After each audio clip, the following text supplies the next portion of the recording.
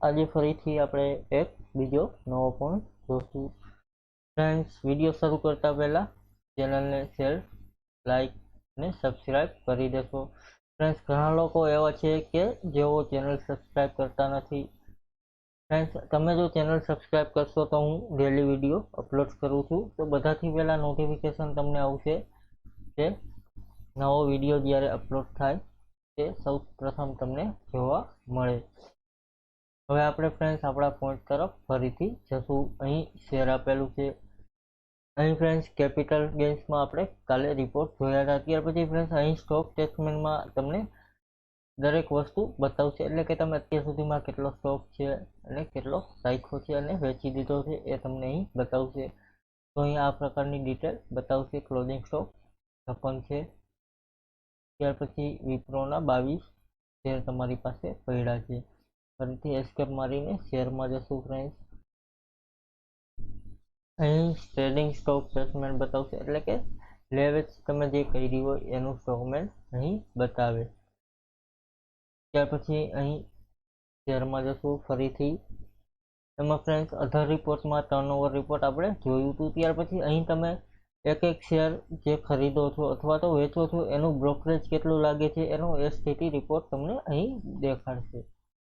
તો અહીં ઇન્વેસ્ટમેન્ટમાં જોશો તો આમાં આટલા પ્રકારના બ્રોકરેજ લાગેલા છે ફ્રેન્ડ. અહીં અંદર જશો તો એ બિલ ખુલશે કે કયો શેર લીધો હતો અને તેમાં કેટલું બ્રોકરેજ હતું. અહીં આટલું તમને ટ્રાન્ઝેક્શન ટેક્સ, બ્રોકરેજ અથવા તો જે પણ તમે એક્સપેન્સ એડ કરેલા છે એ તમને અહીં દેખાડશે. ફરીથી શેરમાં જશું ફ્રેન્ડ. એમાં મ્યુચ્યુઅલ ફંડ્સમાં આપણે રિપોર્ટ જોયા હતા, મ્યુચ્યુઅલ ફંડ ડેસ્કમાં પણ જોયા હતા. હવે friends F and O report આવે છે. તો આપણે ફ્યુચરનો ઓપ્શન જે છે એ હકાડવાનો હજી બાકી છે, એ જ્યારે આવશે ત્યારે જોશું. ત્યાર પછી કોમોડિટી છે. તો અહીં કોમોડિટી, શેર કોમોડિટીમાં તમે જે સેલ પરચેસ કરતા હોય ફ્રેન્ડ એ તમને અહીં જોવા મળશે.